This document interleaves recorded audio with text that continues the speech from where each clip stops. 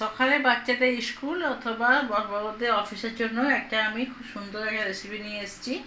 এক বাটি বেসন আর একটা ডিম দিয়ে এত সুন্দর রেসিপি তোমরা না দেখলে কেউ বুঝতে পারবে না। তো চলো রেসিপিটা পুরো দেখার জন্য অনুরোধ রইল। আজকে সকালের জল খাওয়ার রেসিপি। নমস্কার বন্ধুরা, শিলা ফ্রি কুকিং ক্লাসে সবাইকে অনেক অনেক স্বাগত। আজকে আমি সকাল আবার সন্ধ্যেবেলার জন্য, অফিসের জন্য বা বাচ্চাদের স্কুলে যাওয়ার জন্য এক দুর্দান্ত স্বাদের আমি টিফিন রেসিপি নিয়ে এসেছি।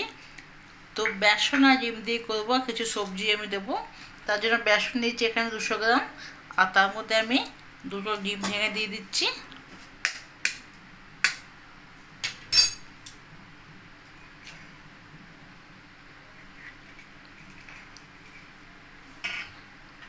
ডিম আমি একটা দিলাম। ওরপরে আমি এখানে দিয়ে দিচ্ছি স্বাদ অনুযায়ী লবণ, একটা টমেটো নিয়ে নিয়েছি, কিছু ক্যাপসিকাম দিয়ে দিলাম, একটা ছোটো মিডিয়াম পেঁয়াজ কুচি দিয়ে দিলাম, লঙ্কা দিয়ে দিচ্ছি 2টো, গাজর এখানে আমি গ্রেট করে নিয়েছি তাকে দিয়ে দিচ্ছি, আর দিচ্ছি এখানে কিছু ধনের পাতা কুচি, আর দেবো এখানে গোলমরিচি গুঁড়ো। এরপর এই সমস্ত জিনিসকে আমি একটা পাতলা ব্যাটার করে নেব, সামান্য জল দিয়ে দিয়ে একটা পাতলা ঘোল বানিয়ে নেব।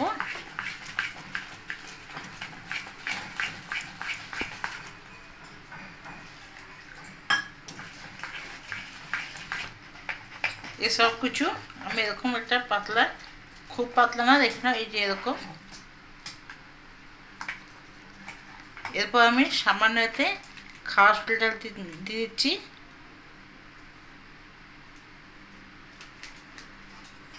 আবার ভালো করে ফুটিয়ে নেব।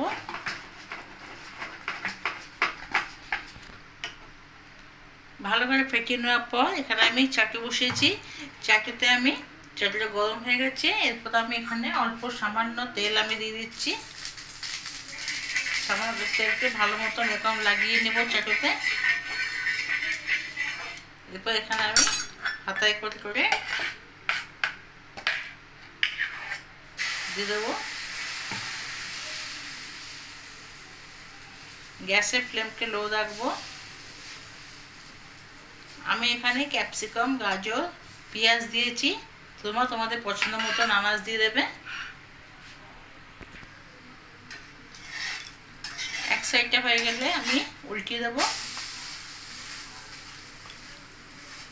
বাচ্চাদের জলখাবার জন্য আমরা রোজ ভাবি কী দেবো টিফিনে, তো এইভাবে জলখাবার দিলে বাচ্চারা খুব খুশি হয়ে যাবে।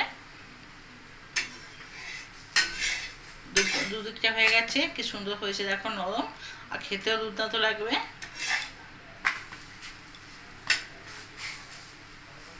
একটা হয়ে গেছে, তুলে নেব। এইভাবে আমি সবগুলো করে নেব।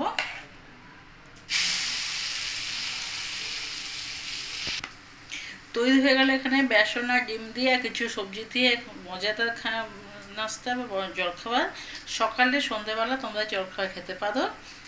তো কেমন লাগে রেসিপিটা অবশ্যই আমার কমেন্ট করে জানাবে। ভালো লাগে লাইক করে দেবে, আর নিত্য নতুন রেসিপি আপডেট পাওয়ার জন্য চ্যানেলটিকে সাবস্ক্রাইব করে দেবে। ভালো থাকবে, সুস্থ থাকবে, কালকে আবার কোনো রেসিপির সঙ্গে দেখা হয়ে যাবে। ধন্যবাদ।